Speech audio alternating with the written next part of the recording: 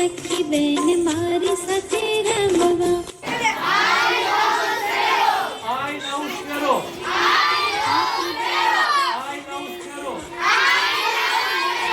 આવશો કે નહીં? દરેક બાળકોએ ચકલીના માળા ઘરે લગાવવાના છે અને એનો ફોટો મોકલવાનો છે, પણ એ પહેલા માળો એમ બોલો, ચકલી બચાવો, પર્યાવરણ બચાવો.